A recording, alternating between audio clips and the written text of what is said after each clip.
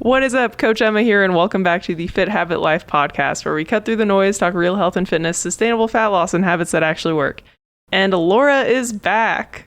Welcome. Happy to be back, Emma. This is take two, guys, because we completely flubbed take one of our intro. So Yep. Which is why I'm kind of laughing already. But yeah, just it's so much more fun to have her on and to not talk to myself. So she will probably be more regularly on the show, which I'm excited about. But today's episode's not super structured, but we are going to kind of talk about fueling and how we're fueling things that we decided to do that I don't necessarily recommend that you would follow in my footsteps for, at least. And Laura just came back from a really gnarly hike, like the Presidential Traverse. And so I thought it'd be cool if she talked about her fueling strategy and game plan for that next hike that she has. It's Mont Blanc in France. So Mont Blanc for you Americans out there. You Americans, we Americans. That's true. Yeah. Oh. No, I just did the Presidential Traverse up in New Hampshire this past weekend with a group of 9-10 of us. 10 of us on day one, 9 of us on day two. So we had somebody quite well, she wasn't quite prepared, which kind of what we're going to chat about today. And then 6 of the people who did the Presidential Traverse are going to do the Tour de Mont Blanc. So I'm taking 15 clients through out to France, and we're going to hike starting in France through Switzerland, Italy, and back around the mountain Mont Blanc. So it's called the Tour de Mont Blanc because you circumnavigate it. And it's a 7-day hiking trip where I think we're doing about 85 miles. It's actually 106 miles, but you can do some, highlights route where you take a few ski lifts to skip some of the either really gnarly or really boring part. Okay, I don't want to say boring. All the views are great, but maybe the more trudging parts in order to be able to get it done in 7 days without completely wrecking yourself and doing 20-mile days. So yeah, it is a month of a lot of time on feet, to say the least. Yeah. Now that I know more about it, I'm kind of jealous. That is now on my bucket list because the food's going to be incredible because of where you're located.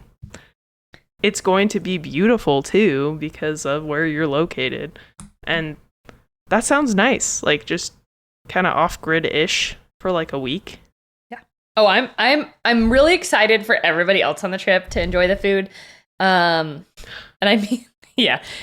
Emma's light bulb moment of oh yeah, Laura's allergic to literally everything. We talked to our travel partners, and I am bringing an extra suitcase for gluten-free, dairy-free food because a lot of the so you get to stay at these refugios along the route, which were great because they cater your breakfast, they cater your dinner, they'll pack you a lunch. The problem is these are usually croissants and yogurt and cheese and charcuterie. And if you're allergic to dairy and gluten, you literally, the only thing you do down there is the charcuterie. So apparently many of the GFDF people on the trail have just been handed loaves of bread and a jar of Bon Maman and here's your breakfast. And if I want to be fueled for the hike, starting off with just a loaf of bread and a jar of jam is not in my best interest on a day-to-day basis. So we're going to be packing, the 3 of us who have some frustrating food allergies will be packing a little extra from the States to make it through on the trip. But we might have to regroup on that one because we'll see what the actual is versus what the reports are coming in. So just trying to prepare for all the eventualities when we're thinking about doing these kind of big hikes and having enough fuel on board. YOLO is not a strategy I recommend. Yeah, definitely not. Don't do what I did. But that's right.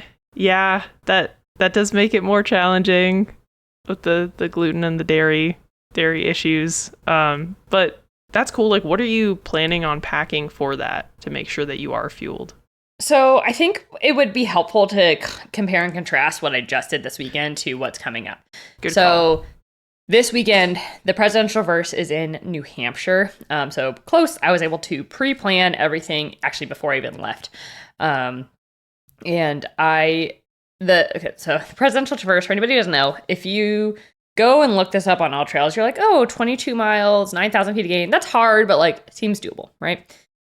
But if you have never hiked in New Hampshire, you are in for a rude awakening. And as somebody who has hiked in the Pacific Northwest, the Rockies, the Sierras, like all up and down the West, even in the Southeast, in the Appalachia, last year was my first year hiking in New Hampshire, and I was dramatically and woefully underprepared mentally. And what do I mean? That is the elevation itself. You're only going up to like 4,000 to 5,000 feet across the board for the most part. But New Hampshire is called the Granite State. Oh. Okay. We'll start there. And they call their mountains rock piles because they are just piles of rocks.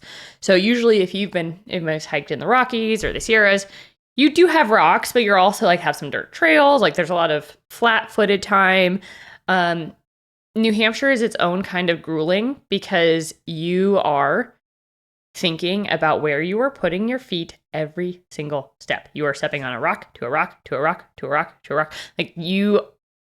The most fatiguing part of some of these hikes, if you are cardiovascularly prepared, is you can't just like look around while you're hiking, because if you do that, you're like gonna fall into a rock or like twist your ankle. Not so great. So I would say of the 22.12 miles we did, 22 were rock to rock to rock to rock. Just so you are very mentally fatigued about thinking about every single step. One of the girls called it, oh, we're on the moon rocks right now, because you were just stepping on these like sharp, pointy boulders. So it's a much more grueling bit of elevation than maybe elevation you've done elsewhere. And so because of that, when we're thinking about fueling, you cannot fuel these hikes by mileage.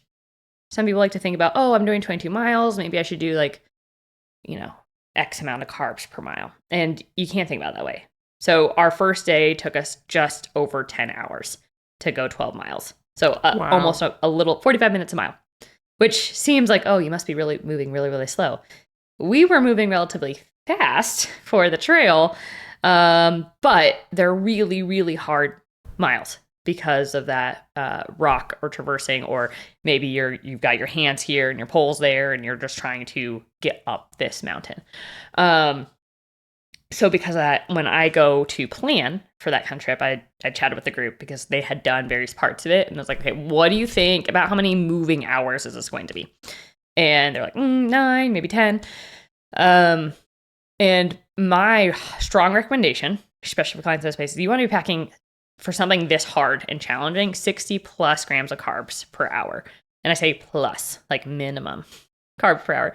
And if it's going to be 9 or 10, I'm going to pack even more than that, to be honest, because what if something happens? What if, last year half the group ran out of water, and to get to the nearest water source was a half-mile hike down the mountain, like I want to say dropping 500 to 700 feet of elevation, fill up your water and come back up. Oh. Like that's a big add-on when you're already planning for a day. So preparing for some of those eventualities is helpful. Like you don't want to be under. So I packed 2 days worth based on the time. And it's like, okay, I'm going to pack that amount of grams of carbs per hour. So I packed gels, and I also packed liquid carbohydrates. So things, Tailwind in this case, because Tailwind or Scratch both have, in this case, it's very helpful to have a single serve package that you can easily rip open. That's the right grams per. So I packed 200 grams of things that went into my water bottles, and then enough, like 600 grams of carbs in gel form. So 800 grams of carbs was in my pack for both days or each day.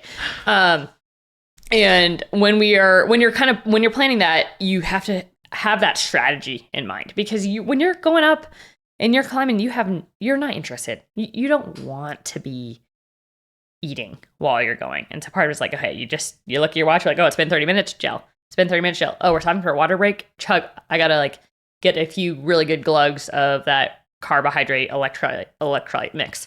And you are just eating and eating and eating because you're trying to not get behind when 4 or 5 o'clock rolls around and you're like, oh, I've got 2,000 feet of descent until we get to that hut that we're going to go spend the night at. And you don't want to be falling over or injuring yourself. So I spent a lot of time the weekend before I left for the trip, and I like laid all those pieces out in order to make sure, like I pre-logged it in Chronometer to make sure that I had all those things on deck in order to hit the fueling per hour required. Because in the case of the Presidential Traverse, like we had a time, I don't say time limit is the right word, but there is dinner at the hut when you get there, and if you miss dinner, yes, they will sort of hold food for you, but you don't want to miss dinner. And we knew that the 12 miles would take potentially up to 12 hours. We left at 5 o'clock in the morning. So we went until we could make sure that we could get there. So we had a pace to hit, and we had a time limit for that day. That felt doable, but not for lollygagging. Was that the first day you did 12 miles or the second day? Yeah, the first day was 12 miles, and I want to say 8,000 feet of gain, which is... Wow. Yeah, 12.6 miles, 8,400 feet of gain. Like the equivalent of 711 flights of stairs. It's a lot. And it's rocks. Like there's some hikes where I live, and there'll be like stretches where they're big steps. Utah's very, very steep, like if you're hiking in the mountains and stuff. And I mean, those are brutal. Like it's not, I'm usually pretty fast-paced hiker back in California, but the stuff in California is not comparable to what we have here, and I can't even imagine New Hampshire. Yes. I feel like Utah is pretty similar to the Rockies in some respects, but yeah, you've got some steep rocks, but it's like some boulder fields, and then you're like, path again. This is just boulder fields, rocks, over and over. But yeah, so that is, it's just another animal, truly. And did you guys like stay there the night before so then you could just wake up and start going? Yes, well, sort of. We stayed at an Airbnb that was about 20 minutes from the trailhead. Nice. Last year we camped, and I strongly voted to stay at an Airbnb instead. Just because, honestly, camping, guys, I'm not an anti-camper, okay? I totally get wanting to camp. I personally also like to sleep the night before a big hike. Yeah. And laying in a tent and thinking about all the things that could possibly be outside the tent. And then there was like, apparently at the trailhead last year, there was like a bear going through like, you're just, I wanted to get as much sleep as possible before doing something like this. So yeah, we did an Airbnb, which actually allowed us to get ready faster and sleep in a little bit more, because all you had to do was like strip your bed and like grab your bag and go. Versus trying to also then pack up your campsite and do all those pieces as well. At 3 o'clock in the morning. Yikes. I would have definitely voted for the Airbnb too. I've only been tent camping. Actually, that's probably the only time I've been camping. So one time, and I slept terribly. I was also intoxicated, which doesn't help, and I didn't have the proper equipment. So there's like that too, but that's not something that I look forward to if I have to do it. So yeah. Good call. And then when like midway, is there like a hut that you stay in overnight? And so it's like it has a bed, or are you camping, or is?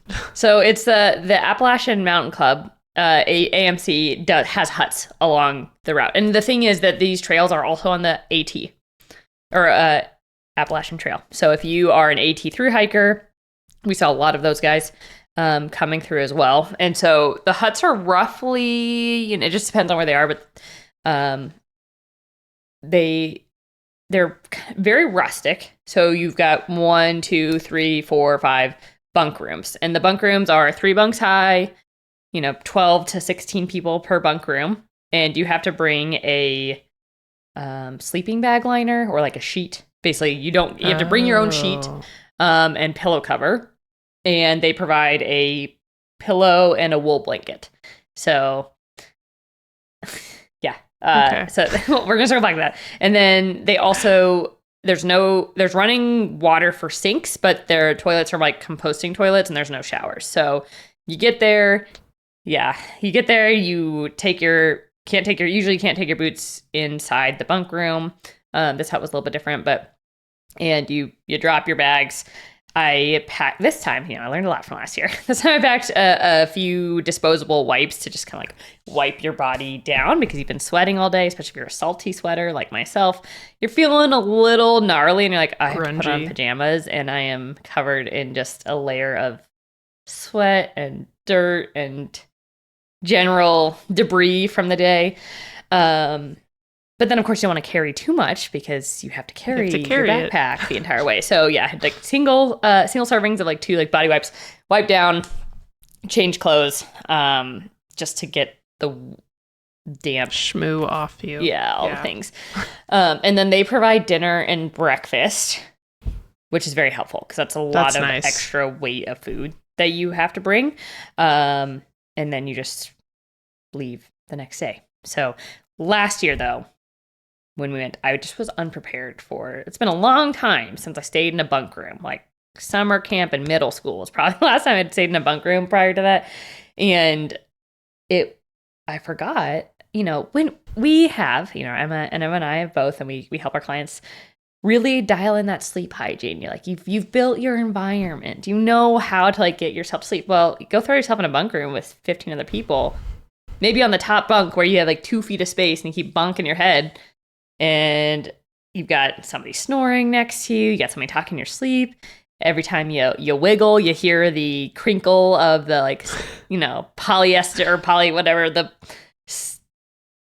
plasticky cover of the mattress. And it's not a good time. You're like, I am so tired. I'm overtired. And I think I had like a 25 sleep score last year. And which is not good. You're like, I got another 12 miles to go the next day. So this year, I had the heaviest pack of everybody in our group. And you're about to find out why. So this year I was like, I'm not going to let that happen because that was very hard to hike nearly 20 miles day one and be like, I have 12 miles to go and I am tired. So this year I had brought my sleep like sack, whatever. And I brought a Bluetooth eye mask to drown out everybody snoring. Because last year I just kept hearing like people talk in their sleep and it like wake me up because I personally am used to using a white noise machine. I drown out everything in the house. And so using the earplugs didn't work for me because it was too quiet. And you could still kind of hear things going on. So for me, drowning out the noise is better than trying to not hear the noise at all. So I brought a Bluetooth eye mask to play white noise all night long. And I brought another pillow for my knees. Because if you're a knee pillow person and you get thrown into like, here's one thin camp pillow, it's problematic. So, I mean, I did get like a backpacking one where you like blow it up and it only weighs like 3 ounces, but still, adds a little extra weight. So I had a blow up pillow and the Bluetooth eye mask to help. And I went from like a 30 sleep score to an 89 at the hut this time, which that's pretty good. But, I think it was worth carrying the weight of that to know 100%. That I could do day 2 better too. Because like, hey, we got to recover. We're eating carbs and we got to like sleep well or sleep as best as possible. So yes, bougie because it weighs a little bit more than, your typical like super light eye mask. But I didn't wake up in the middle of the night with other people talking and snoring. And I heard from everybody else that apparently there was a chorus of snores all night long. Yes. Yeah. And I was like, didn't hear it. That's great. Yeah, I feel like stuff like that's always worth packing, like 100%, because, and I struggle with sleeping on vacation in general, even if it's not like in a cheap like bunk bed with a bunch of other people, like I just struggle. And something I'm trying to dial in to where if I had something that I knew would really help me, I would for sure pack it every single time I traveled. Yeah. So. Totally worth it. So. But that being said, to contrast, my pack weighed 31 pounds and the lightest of the 10 of us was 17 pounds, which is a big difference when you're carrying yourself up and down mountains. That being said, okay, there's a point here. If there's a zombie apocalypse, I am going to be the first one, like first wave of people to die, because I have 2 big issues, which is also why my pack weighs so much, is that my water needs per day are really, really high because I'm a heavy sweater, and my carbohydrate needs are really, really high because my maintenance calories are relatively high. So the girl who had the 17-pound pack was totally fine, like doing the bare minimum water fueling. Meanwhile, I drink nearly close to 2 gallons on that day. And 2 gallons of water, guys, weighs 20 pounds. Yeah, that's a lot. So if you can get away with only packing like 8 pounds of water and then refilling midway versus I had to pack, 12 pounds of water and refilled it at the hut midway, that's a big difference when it comes over like the course of the day. So yeah, their water needs are way too high for myself. I've been contemplating how to drink less water and I haven't figured that out. So I'd rather just pack it. Might as well just build some more muscle to be able to carry your heavy camel hump up and down the mountain. So 100%. Well, I know how you trained, and you kind of documented how you trained for this, and there were a lot of haters on the internet. Like, a lot. Like, it was kind of ridiculous.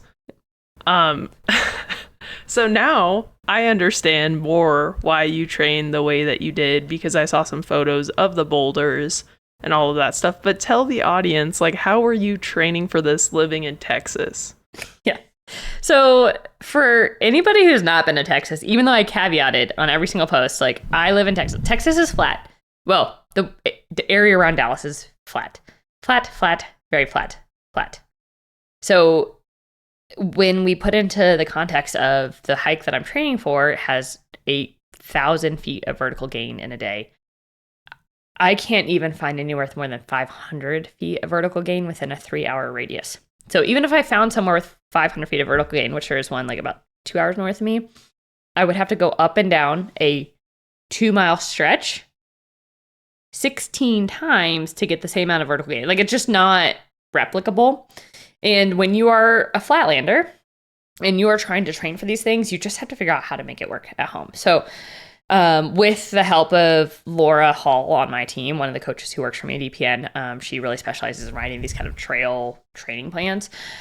She had programmed like, hey, here, do this much time on feet, and then here's roughly how to split it up. And so what we did was split about roughly a third tread hills. So tread hills are where you're wearing your pack, you're on a treadmill, and you are at a certain percentage of incline. So above 8%, 8 to 15%, and whatever pace you can do to like do the 8 to 15%. Because again, pacing on hiking, I'm not gonna say it doesn't matter, but your goal is like, hey, I'm practicing the inclines, and like whatever pace is gonna get me up the incline. Then the other roughly third to 20% is gonna be your step mill. Okay, so you do want to practice on a Stairmaster.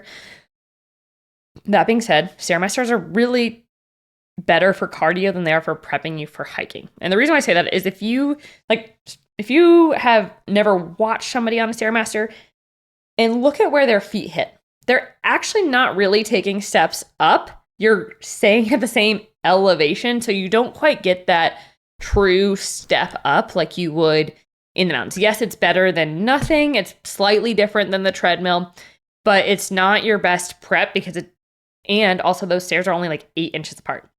So depending on the final terrain of your hike, that may not be a good replication of the boulder set you're going to see. And so knowing what I knew about New Hampshire going into this time, I was like, okay, I have to change up a little bit of my training plan. And so the third part of it, which the RX is box step overs. And this is where you are going up, over, not just up and down backwards. You need to practice the over and down again on the other side because you need to replicate downhill. And if you are only doing tread hills, if you're only doing Stairmaster, you have no downhill practice. And the downhill is what kills people. Okay. You can get up a mountain because you've done all this cardio. But if you don't have the quad control, and the downhill is usually the second half of the day, unless you're doing like the Grand Canyon rim to rim. The downhill is the back half of the day where you're like, oh, I just climbed all this mountain and now I have to get my butt down the hill. So you need to be prepared for it. And I took the box step overs and like, okay, now that I know what the trail looks like, I'm not just doing box step overs. I set up a couple different jungle gym layouts and it'd be like a 5 to 20 foot run, depending on how much space I had in the gym that day or at my house, and setting up various boxes or slant boards, BOSU balls, and I just set it up in a 20-foot run.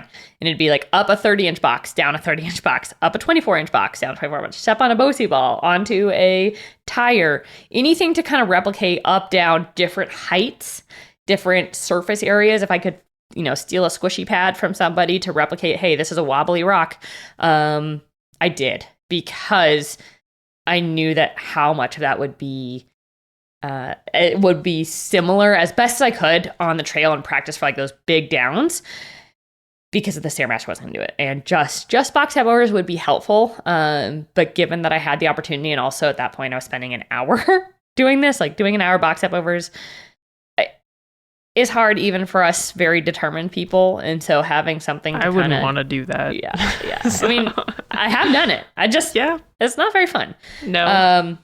So yeah, the jungle gym got a lot of hate. I still have some reels that people are commenting going, you're gonna break your knees. Look, somebody commented today, and I was like, well, joke's on you, because I just posted that I did the hike and I'm fine. So it's unconventional, but guys, you living in the flats should not be the reason why you can't go do these things. We've had clients who live in Chicago do Kilimanjaro. We've had clients living in other flat places who have done these things, because you're like, how do I make it work with what I have? How do I try to replicate it as best I can to prep my legs to do the thing that I want to do? Yeah. There's no excuses. You can totally train for anything anywhere. You just kind of have to be a little bit creative with how you do it, which is what you did, which I honestly think is really cool. I don't know if I would have done that. I probably would have just signed up and done the hike and then regretted it. And then the next year, if I wanted to do it again, would have been like, maybe I should implement some type of strategy. But yeah, and how do you feel now, like after that 22-mile hike? I actually felt great, relatively speaking. Being able to sleep the in-between night helped immensely. But the other thing too that I think it's really important for our audience, who obviously cares about nutrition, because that's probably why they're turning in, is I didn't limit myself the day after the hike. So the day before the hike, I told her we did a big carb up. We got some pastries, we had some pasta. I had like 500 to 600 grams of carbs the day before. And then the 2 days of, I had like 800 to 1,000, which is a lot per day. That's a lot. On the 2 hikes. And then the following, so we ended Saturday, Sunday, Monday, Tuesday, I still hit 3,000 plus calories, 500 plus grams of carbs. Which most people might squeam at. They're like, oh, no, well, I'm not doing anything today. I need to go right back to maintenance. And I think that's where you shoot yourself in the recovery foot quite a bit, because when you have done some of the activities, you are going to be hungry. And then you're going to sit there going like, I am so hungry, I should eat. No, your body's like trying to repair from all that downhill you did, all that uphill, and recover. So eating those carbohydrates, those couple days post, feel much better. And also I went for another hike with Keegan. Dr. Keegan, who, was on the podcast last or 2 weeks ago, she was on this hike too. And we went for like a short little, like 4.5 mile, little bit of vert, but it actually felt really good because we were able to kind of flush some of that inflammation. The morning I woke up afterwards, I was like, ooh, my legs are a bit swollen because that downhill. I mean, the very last 2 miles was 3,000 feet of descent. That's a lot. Straight down. Wow. Over 2 miles. And you're like, the car is so close, but because it's straight down, it's taking like 45 minutes a mile to get those 2 miles. And you're just like, I'm so close yet so far away. So I was definitely like a bit puffy, but being able to go get some movement in, eat a bunch of food, not limit myself in what I was eating. I was like, okay, I'll give myself 3 to 4 days of recovery carbs to come down from the hike. And that made a huge, huge difference. So yeah, I feel pretty great now. I actually have to go do another treadmill workout this afternoon to prep for the Mont Blanc trip. But yes, it was the carbs and the water make a huge difference. And also getting some movement. Like, don't just sit and recover, like giving some active movement, some walking in, letting all those fluids start to flush is incredibly helpful coming off of one of these things too. Because if you just decide to bed rot or get in a car for 6 hours afterwards, like you're actually probably going to feel worse than if you eat and, you know, get a few miles of walk in. Yeah, that makes a lot of sense. And I always thought it was like weird after a marathon, like people just wouldn't do anything for like a week. And I'm like, that would make me feel worse. Like when I'm just sitting, like even just normal training stuff, like I don't feel as good. Like getting in a couple walks, like moving nutrients to your muscle tissues, like and stuff. Like I don't know, that just makes more sense to me, right? Because you're shuttling the nutrients to the muscle tissue that needs to repair and recover. So it's giving it the tools it needs to do that. So that makes sense. If I ever do those hikes, I will also make sure to be active the next day. Yes. Yeah.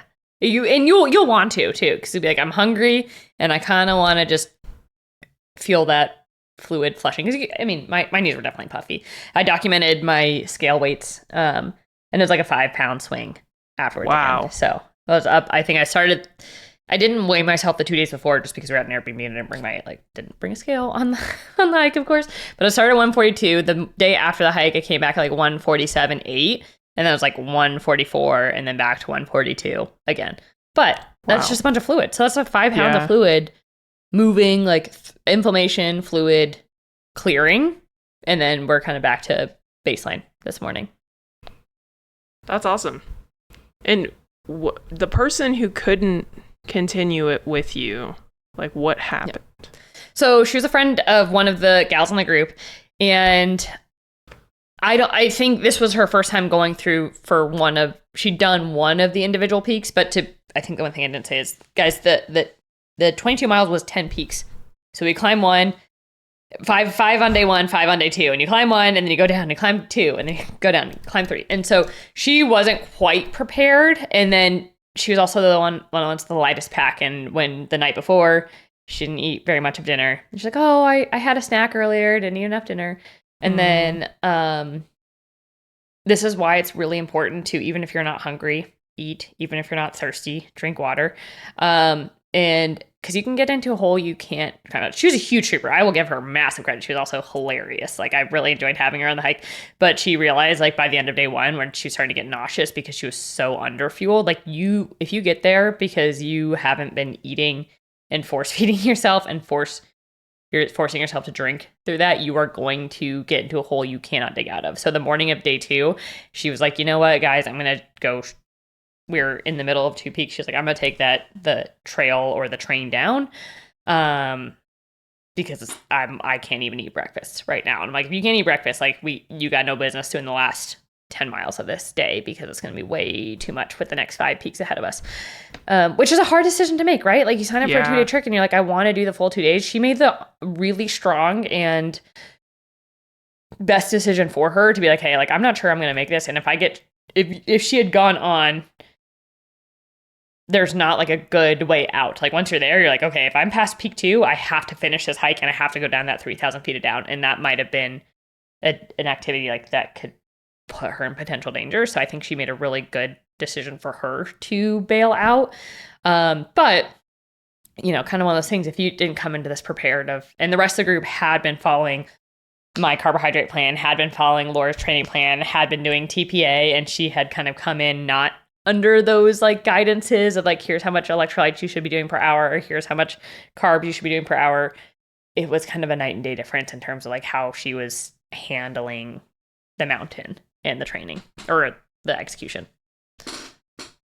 Yeah, I mean, well, just in general, like preparation makes a huge difference for everything.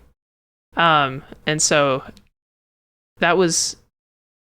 it's hard to do that too, like you said, to step down when you realize like, I don't want to hold the group back, and I also don't want to get hurt or injured or something crazy to happen because I realized I'm not prepared. And not a lot of people would do that. So that's cool that she did do that, and at least she got to enjoy half of it, or kind of enjoy it. Hopefully it wasn't too painful. Oh no, she's a hoot, and she bagged 5 peaks on day 1. So that's pretty awesome. And I think it's really hard to choose to be like, hey, I am not in a position where I can do this. And a stronger decision than most would make. So like, I think I can just like muscle through. But a couple of the members of our squad are on the New Hampshire search and rescue team, and they kind of talked her through it. And we're like, hey, like we don't. Oh, wow. Yeah. Wow. Well, cool. That's a crazy adventure. Are you going to do that one again? Because you said the last time that you did, I forgot what the other one was called. The Pemi Loop. Yes, the Pemi Loop. So those are the two hardest hikes in New Hampshire, I think. As far as I know, that they've been telling me is that like those are the hardest too. I said I'm not doing any of them again. I will do something different, but I'm not doing like you do it once and you're like I don't quite know what it's gonna be and I'm gonna do it and then now you know what it's gonna be. And I'm like, do I need to see these again? No, I think that's a one and done. So the problem is I said that and then they started scheming up something worse for next year and I'm like, maybe I was like maybe I need to pull them into like let's do something not in New Hampshire and some other form of mountain ranges. So we'll see. TBD. I will be down to be doing one a year of something like that. It's a big time suck on the training side. And I think about their opportunity costs. We as coaches we are going to help you pick your number 1A goal. But this 1A goal has been in motion since April 13th. And that's a lot of trade-off time for doing other things. So I don't know what 2027 hiking plans are looking like right now. But that's fair. Yeah, I would definitely like to do something like that in the future. The whole not sleeping in a real bed thing kind of gets me. That's kind of like the one.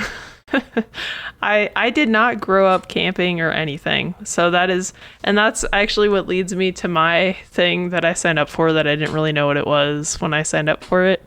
Oh boy. What did you sign up for? You guys, Emma did not tell me. She's like, we're going to talk about this thing that I'm going to do. And I'm going to tell you on air. So what did you sign up for? I signed up for a Ragnar trail race. Okay. I don't know if you know what Ragnar is. I didn't. So I was like, okay. My friend texted me and she's like, hey, there's this group trail running thing at the end of August. We need an extra person. Would you be down to do it? I'm like, yeah, sure. That sounds cool. Sign me up. And then I signed up and I was like, so what is it? What are we doing? And she's like, it's 120 miles and there's 8 of us and we're doing 15 miles each of trail running. So it's over 2 days, which is the other thing that I'm like, I have to sleep in a tent. Or in a van. I have to be there. No, it's a tent, thankfully. Okay. It's there's so the one, it's about an hour from me. It's in Soldier Hollow. So it's in Midway, which actually is a really nice town. So it's going to be a nice, cool, fun event thing. Mm-hmm. But it's a Ragnar race for those who don't know. Now I know. There's a group of people and together you run X amount of mileage, but it's kind of like a tag team situation. So I'm not running 15 miles straight, but over the course of about 2 days, 8 of us are running 120 miles. And so there are 3 loops and we each do one of the loops over the course of the 2 days. And so I think one is 4.5 miles, one is 5.5 or 6 miles, and one is 7.5 miles or something like that. Seems about right. Anyway, so I started running a couple weeks ago just for fun. I had an itch, and then I ran 3 miles, and I could do it, but then my low back was sore because I hadn't ran in 3 or 4 years. So I was like, okay, I'm going to step back and just do a mile and then a mile and a quarter and a mile and a half and build up. But in about I haven't actually mapped it out because I signed up 2 days ago and work has been crazy, but in about 5 weeks ish, let me see, 1, 2, 3, 4. Yeah, 5 weeks I have to run 15 miles in 2 days. The people in the group assured me, worst case, you can walk it. And I'm like, cool. But I'm also very prideful, and I used to be a D1 athlete, so I don't want to walk it. I want to run everything because I'm not going to try to beat my time or other people, but I want to make sure that I can run for the loops that I have. And that's kind of my goal, is to basically survive it and be able to do it, but not to, like, there's no way I'm going to thrive or make any PR. I just want to be sure that following Monday, I'm okay and I'm not dead, and I, maintained my mental health. So I'm not a running coach, but I do feel like I know a little bit enough to be like, don't do what Emma does and sign up for go from couch 100%. To 15 miles in less than 6 weeks. That's 100%. A terrible life decision. It really is. YOLO. So how do we manage a YOLO situation in which we're going to just rip this off, and also half of that mileage is going to be on basically probably very minimal sleep, because if you're going to be in a tent, like, people are going to be tag teaming in and out, because I believe Ragnar's you just go 24 hours continuous as the relay, right? Yes, but thankfully there's 8 of us. Okay. So, and because the loops are fairly long-ish, these women look like they trail run, so they're going to be faster than me. But in the past, when I've trail run, even when I was fast, like, the uphill takes time. And so it is at elevation. Midway is up in kind of near Heber, if anybody knows, like, Utah stuff, kind of like Park City area. So it's higher elevation. Those trails aren't super gnarly, but they are kind of steep-ish. So I'm assuming, like, 4 miles probably going to take 40 to 50 minutes. So it's like, okay, if there's 8 of us, probably could get at least 6 hours of sleep at some point. There. So the one thing I'll add here is a lot of my trail runner friends, again, this is me just relaying. Audience, I am not a trail running coach. I just have a lot of friends who are trail runners. They usually hike up and run down. You run the down, you hike the ups. So, like, oh, yes, okay. Yeah, no. So, for example, there's been a ton of the big endurance races, the Cogdona, the Leadville 100, like, big trail running races with a lot of vert in them. And obviously, you're not on the same algorithm that I'm on right now. No. But trail running, this is actually the one thing that's really freeing, because we have quite a few clients who trail run, are trail running. There is no, like, oh, this is a good pace, this is a bad pace, because it's all course dependent. Because if you get a really, really steep course, your mile splits are going to be less, but you also had so much vert. So you're going to be like, oh, I'm hiking the ups and I'm trail running the downs. Like, that's the, like, mentality I would bring to the next 5.5 weeks of training versus going, I have to figure out how to run the ups. Like, think about how to, like, fast hike the ups and then jog the downs. And then if you're a Strava person, are you on Strava? Yes, now I started. Oh, okay. Well, why haven't you friended me on Strava? Oh, I will add you after the podcast. So if you log trail runs in Strava, it gives you a I don't think it's road adjusted pace or flat, basically going that based on how much vert you have, the slower you go, the better race pace. Not the slower you get, but it gives you an adjusted pace as if you were running that on a flat.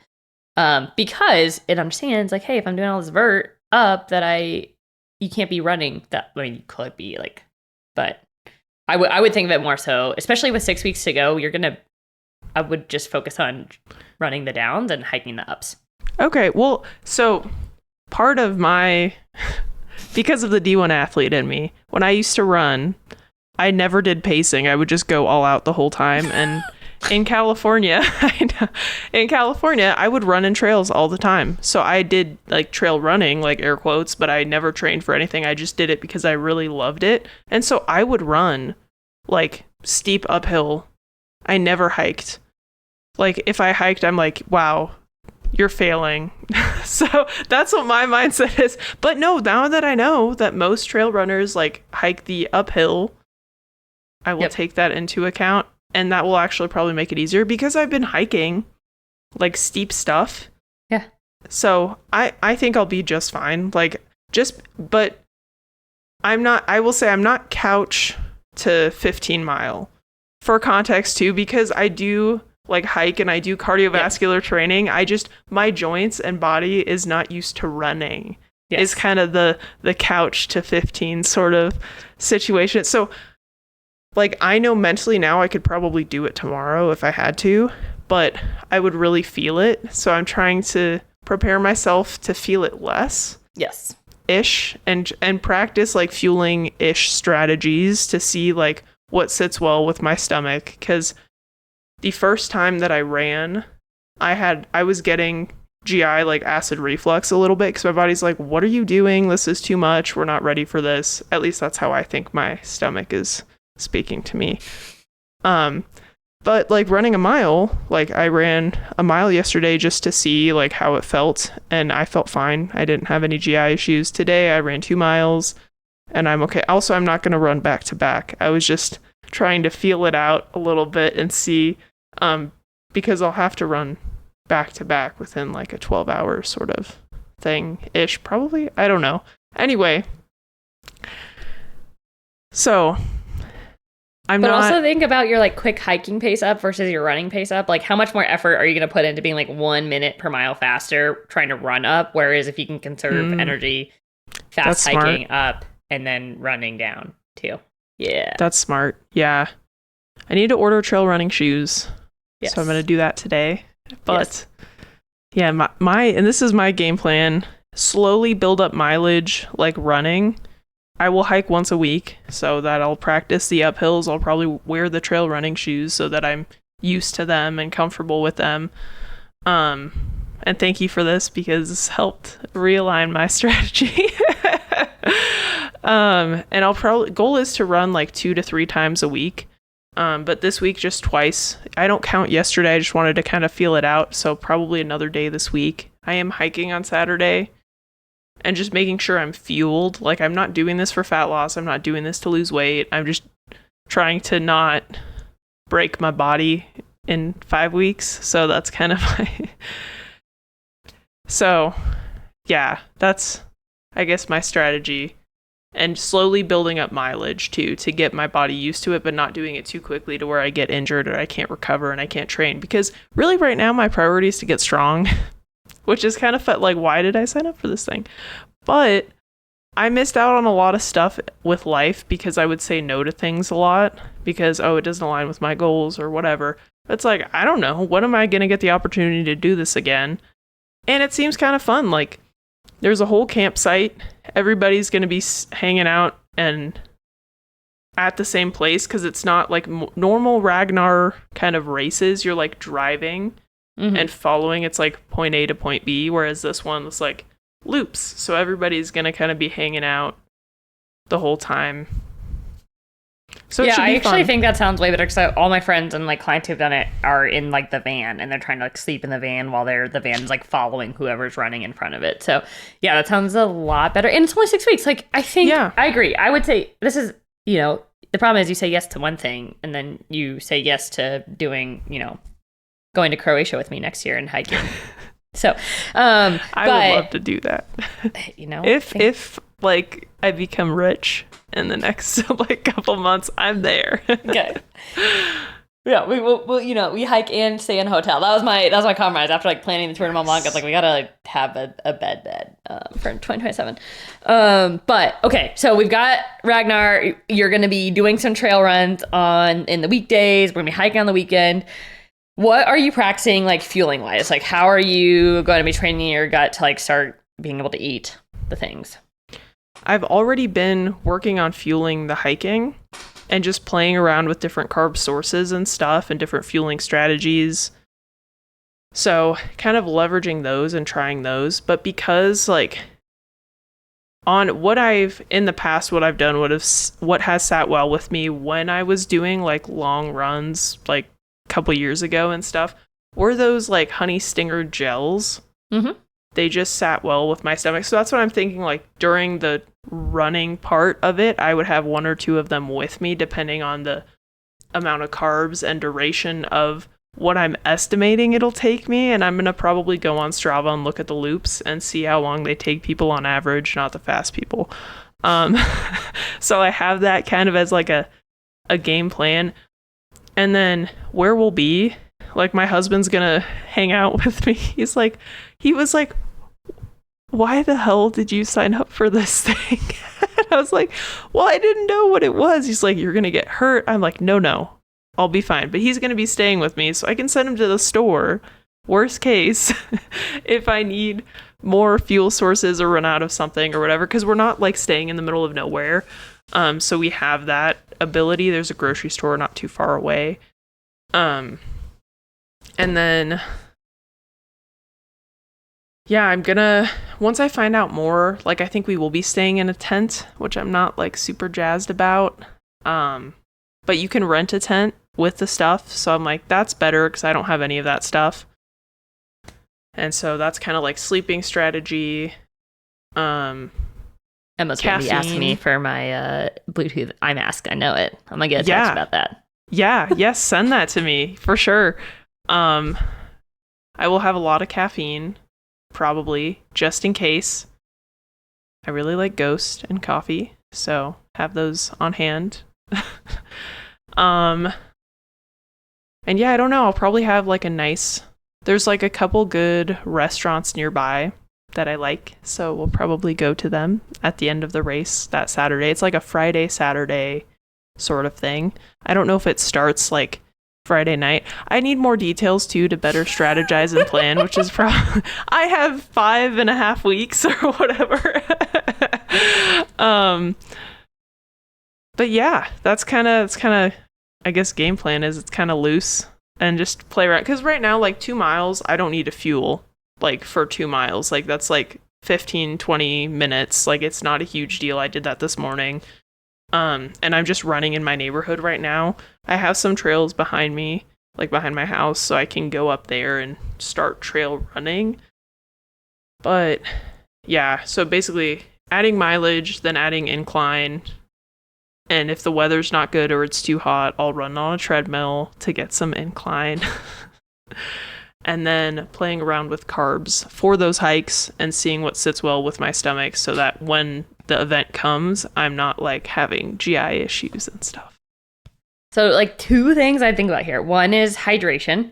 So obviously if it's and this is where hiking versus trail running versus road running can be such a difference, because a 4.5 mile loop on a road run, you're like, oh, no big deal. That's 40 minutes.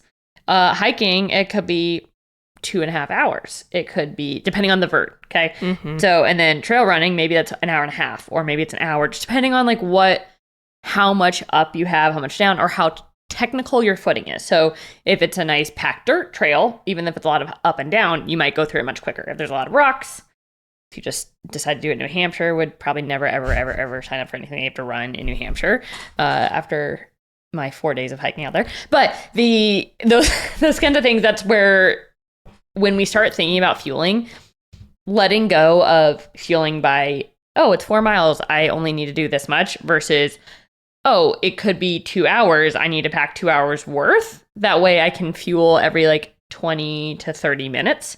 As needed. And that's where hydration comes in, because you might go, oh, it's a 40-minute run.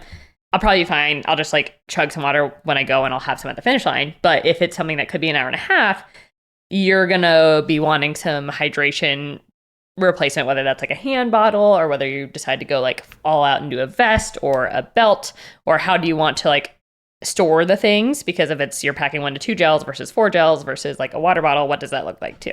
So that might be some things that I would be looking to test. Thank you. I appreciate it, because I wasn't thinking about hydration. I used to have, when I was running a lot, I had a hand bottle. I probably needed more, because I would run like 12 miles. Yeah.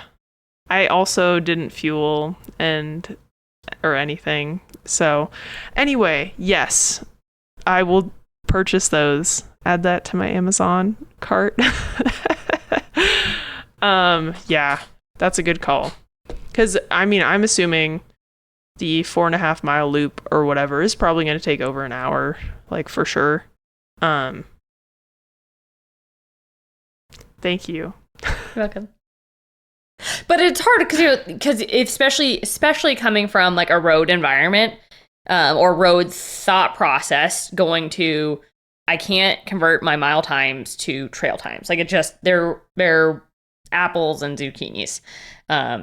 because every trail is different. And potentially the 4-mile loop may take you just as long as a 5.5-mile loop. If the 4-mile loop, let's say the 5-mile loop is flatter, but the 4-mile loop is hillier, it could take you the same amount of time, even though just because of that. And so when we start, that's why the fueling piece by time is so much more helpful. And actually, I do think it's not a bad idea to even just start doing the gels now, even if you're only doing 20 minutes on the run, because it's going to help you, because we have 5.5 weeks to start acclimating your gut to the carbohydrates. I would just slurp that down and run out the door, like just to start getting your body used to that, because we don't have a lot of time. So even though you don't need it per se, like it doesn't hurt to throw them back, especially because I think the honey stingers are a little bit lower in carbs. I want to say they're like 20 to 22 grams each instead of 30. So like in that case, you'd be doing 3 an hour and every 20 minutes instead of every 30 minutes. So what gels do you recommend? Oh, okay. So, I have an entire note on my phone of every gel I've ever tried. Okay. Well, when you're on the treadmill and you're testing these, like you have to say, so I've got like a little rating next to them. Of the Whole Foods variety ones. So I have quite truly tried every variety pack you can order on the feed that is friendly to my gut. The ones that I tend to return to, I really like the Never Second ones. They have a citrus and a passion fruit. That's very flavored, but that one, ingredient wise, maybe a little bit more rough on the gut. Some of the more GI friendly ones, the Belecka, Belecka, are great. They have like a passion fruit one as well. I don't know why passion fruit is very popular, but it's kind of a nice sweet. And they have a kumquat honey. It's pretty good.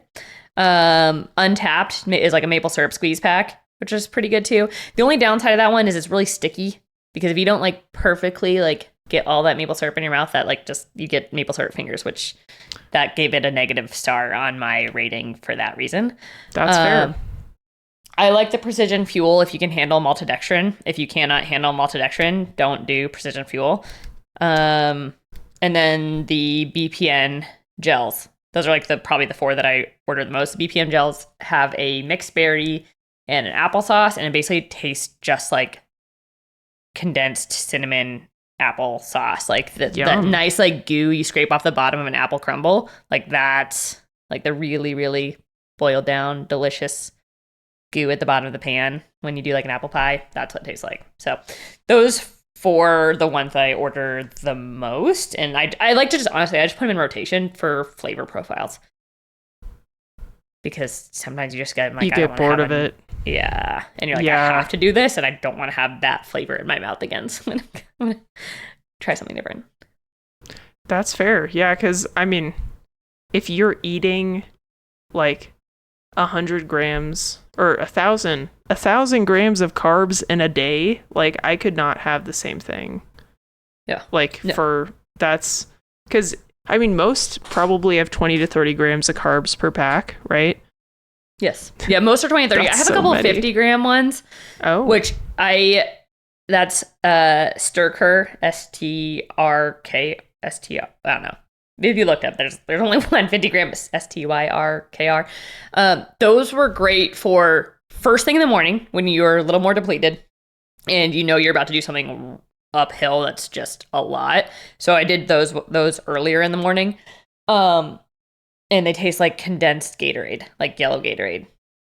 But pretty good too. But you have to that is not something I'd recommend for somebody like you who is working on training your gut up to this. Like doing 50 grams in one shot is a lot. But if, for both mornings, we had like an immediate, like a 4,000 foot up morning 1 and a 1,500 foot up morning 2. And I was like, I need to get this in my system ASAP. Oh, one other one, Huma. Those are a little more Whole Foods based. They have like a mango, and some of the flavors are pretty good. They also have, shout out to Amber for recommending this, the girl who's going to TMB with me. They have an espresso. It's like a mocha double shot. It has 100 milligrams of caffeine in it, and it tastes just like a chocolate like frosting. So it's the Huma double shot. So I had one of those in the morning too, just to get a little. You might want that at 4 o'clock in the morning if that's when your leg is. So, yeah, I hope To God, it's not. But I don't know. Yes. Yeah. So those are the, like, and then supplementally though, sometimes you're like, I can't even, the idea of putting a gel back doesn't even sound appealing because I am like redlining right now because I'm running up a hill. This is, okay, circling back to the hydration piece is you could test the liquid carbs. So, Scratch, Tailwind, or Cluster Dextrin are great options. So BPN has it's called G1M, Go One More. They have a salted watermelon Cluster Dextrin mix. It's pretty good. So, and I like I honestly rotate just for flavor profiles. And some people go, Scratch feels better than Tailwind, or Tailwind feels better than Scratch, or BPN feels like, it's kind of just got to test to see what works for you. And all three of them have a different carb to sodium ratio, which is important to know if you are going for a long time. I think for your distances, it probably doesn't really matter. But for example, if you're a really salty sweater like myself, if I only relied on the electrolytes in the carbohydrate mix, it's not enough for me. Like I have to supplement more or I will get dehydrated because I'm somebody who needs closer like 500 to 700 milligrams of sodium per hour of sweating. And I think all those are like 300 to 500. So I could tell by the end of the day, even though I supplemented with like 200 grams of carbs through those mixes. So essentially, I don't know, like 3 grams of sodium. It wasn't enough for like how much I sweated out that day. Wow. So, yeah. But these are things you learn like by doing, unfortunately. There are like sweat tests you can do to be like, how salty of a sweater am I? Like, how much am I, like, what's my sweat rate? But they're a little bit technical. And if you're not going for really long periods of time, it's probably fine. Yeah. Because I will be able to eat in between and get sodium from that. So I'm not like super worried. The weird thing is because of the mold stuff that I've been dealing with, like I used to sweat like a lot. And since like being moldy, I don't sweat as much. So I've started sweating again, which is like good. That means like my body's like detoxing things and all of that stuff. But so it could be either or. Hopefully by that time, like I'm not moldy anymore. So we'll see. But yeah, it could go either way. Hopefully like it's normal-ish. But I think again I'll be fine because I'm not on a mountain for like 10 hours. Like it's like maybe an hour and a half ish for the longest run. Yeah, no, exactly. Like, and that's where you get a lot more wiggle room than if you go, I have to keep pushing and maxing for hours at a time, then that's where the strategy needs to get a little more dialed. Or that's for testing on your long hikes. And you're like, okay, well, how am I feeling by like hour 3 or 4? Where do I need to make an adjustment here? Yep. 100%. Yeah. Well, thank you. This is going to be helpful for me. I'm going to definitely buy some of those like gels you recommend and like start experimenting with them, and I'll let you know how it's going. And podcast folks, you guys will probably get updates frequently as well. And I'm probably going to document it on Instagram because why not? Hey, 5-week series from Emma, how I went from couch to Ragnar. And then she'll have an asterisk me like I wasn't doing nothing. I just wasn't running. Couch. But exactly. I like it. 5 weeks, 5 weeks couch to Ragnar. That's my series name for you. I love it. Also, you can, if you haven't heard of The Feed, have you heard of The Feed?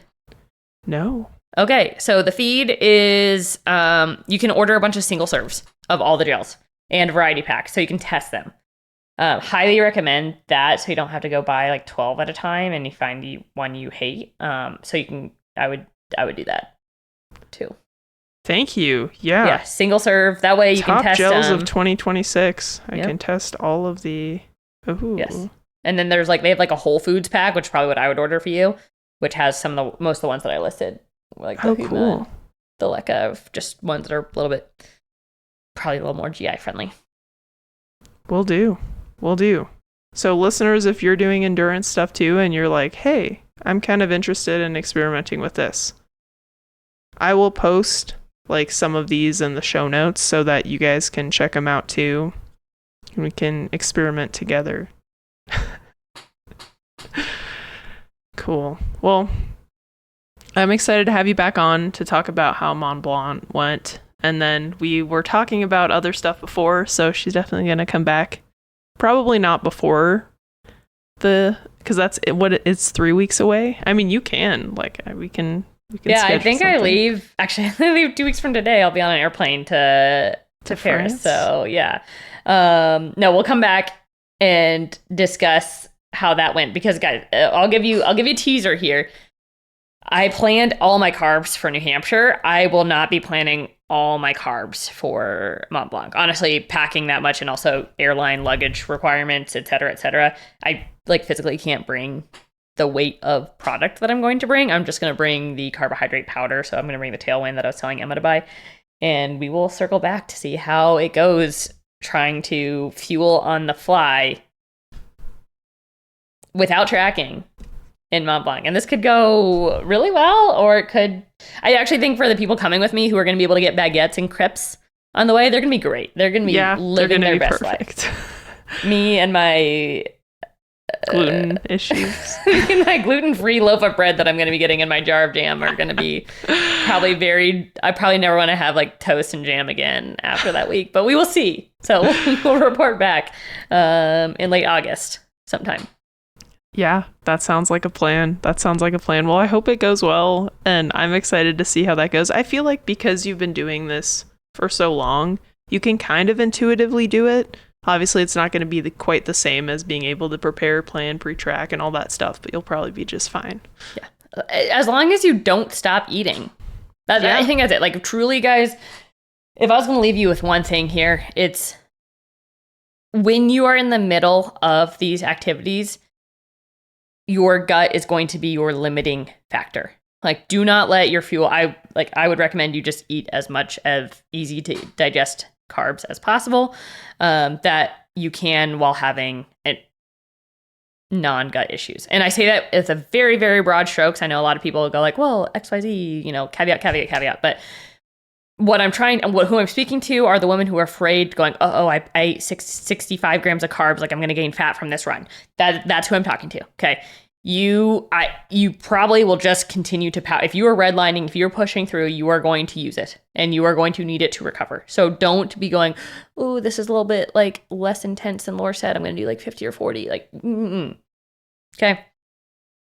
Overfueling, far better than underfueling, as long as your gut can tolerate it. Okay. That is my like bigger caveat take home here, and also being sure that you fuel yourself enough to recover the next day. Like, don't just straight go back to maintenance and limiting your carbohydrates the day after, because you're going to be feeling a kind of way. Like, Emma is going to be eating before her Ragnar, she's going to be eating during her Ragnar, she's going out to her favorite dinner after the Ragnar, and then she's probably going to go eat another baguette the day after the Ragnar and be like, I feel amazing. Yes. Well, that's a great way to end the episode.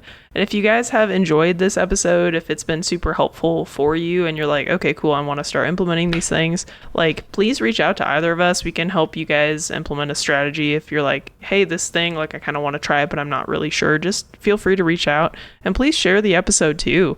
There's a lot of crap out there, which is why I do this, because I did a lot of wrong things, and I wished I had somebody who was telling me the right things to do and the right way to do things. So please share it, because that just helps us help more people, which is the goal of this show. So anyway, thank you guys for listening, and I'll catch you on the next one.